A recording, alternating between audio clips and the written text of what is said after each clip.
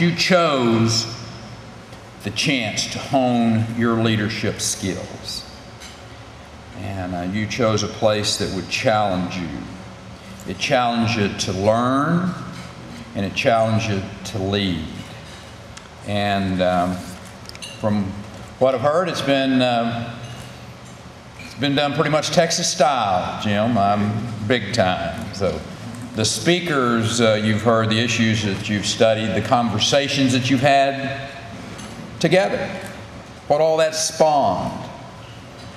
It's not only going to shape your perspective and have a great significance on your life, but also, as I said earlier, the future of this state. So as this winds down, as you say goodbye to new friends, and you're going to be the ones that step into the leadership roles. Other people are going to benefit from your passion. Some of you, that will mean going into student council offices. Some of you are going to go on to a sports team. Some of you, as simple as this may sound, may be an example in a rowdy classroom, regardless of where you apply yourself. The challenges of leadership are going to be real, including those moments when you are out there literally and figuratively running.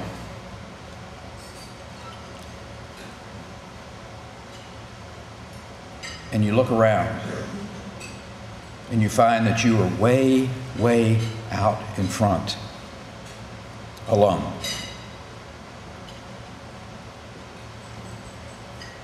You may find that some of those that were leading you have slowed down the pace. My advice to you is keep running. The risks are worth it. Take a chance with the opportunity of leadership. One test of a leader is his or her ability to discern what things need to be changed. What things are already changing. I know that President Powers finds that every day overseeing one of the great universities in the world. This week in Texas, you've likely seen that our state is in a continuous state of flux. And I suppose it has been since its founding days, Ronnie. Texas has always been a very dynamic state. Think about our population grows by about 1,000 people every day. Now you think about the essence of that. Fill up the Irwin Center about twice a month with the number of new people that come and make this state home. Children that are being born into this state. People from outside the state of Texas that recognize that this is where they want to be. So I tell people on a regular basis, there is still a land of opportunity in America. It's called Texas. No matter what your race, your creed, your political persuasion, Texas has been and it will continue to be the land of opportunity. Here in Texas, it doesn't matter who your parents are, doesn't matter how you spell your last name.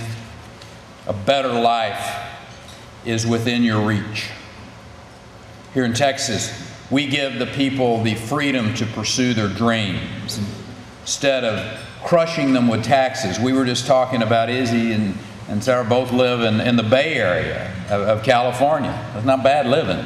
It's a very beautiful part of the world. But there are places that where they crush you with taxes and strangle you with regulatory red tape.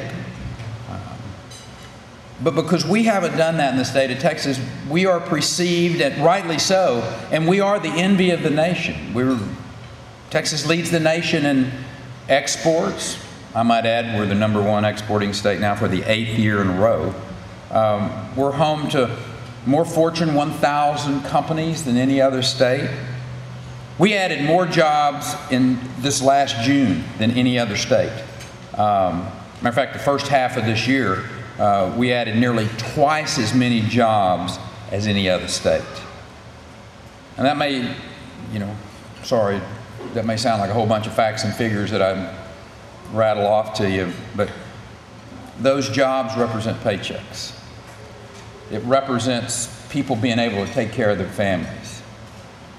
Those jobs are the building blocks of strong communities, contributors to the personal freedoms that we all love so much, and they're cause for great optimism and continued opportunity, I might add. I sincerely believe that that opportunity is available to all Texans. But sadly, there are some people who think they don't have a seat at the table. Let me assure you that our state's continued success depends on the combined efforts of all Texans. And I will say, particularly, our Latino brothers and sisters. And the reason is because the facts are very clear that we will, the largest demographic group in Texas in 2020 are you. Having you at the table, having you engaged, having you be a part of the leadership of this state is very, very important. Texas has to be committed to cultivating respect for the character, the culture, having that Hispanic appreciation for traditional values of family, faith, hard work, patriotism. Those are Texas values. And we need to perpetuate them in our homes, in our schools, in our communities. Latino men and women will increasingly fill important leadership roles across the state, including some pretty high-profile folks in the state of Texas. I'm very proud of men and women that I've had the opportunity to appoint to rather substantial positions.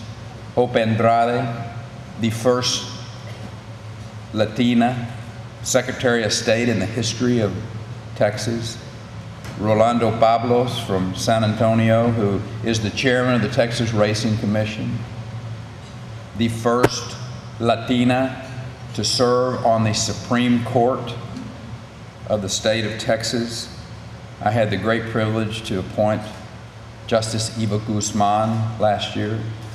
Those are incredibly talented leaders, and they make me proud to be a Texan. They make me optimistic about our future, and so do you. In the months and the years to come, I encourage you to continue to grapple with those issues that you have been dealing with just over the course of the last few days. Be willing to take a stand. I tell people, stand up. What do y'all say at the University of Texas? Come early, be loud, wear orange, stay late. Something like that. But be engaged. Don't be afraid to share your beliefs. In our democracy, the profound change isn't achieved by the chattering spectators sitting on the side of the arena.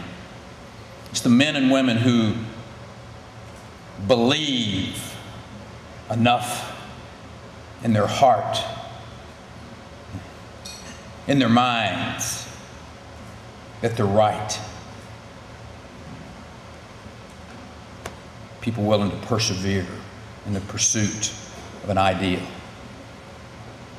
Freedom to participate in our democracy is not just a right, It's a responsibility. And I challenge you as you go on with your life to take it very seriously. When you get home, you get rested up from this very busy week, stay in touch with the new friends that you've made here today so that you can remind each other of the lessons that you've learned and challenge one another to remain strong and engaged. The fact is, we need you. We need you greatly in this day. We need your leadership. We need your perspective. We need your idealism.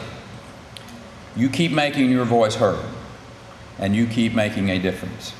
And you will continue to be part of the great state of Texas that is truly changing the world. God bless you. Thanks for letting me come.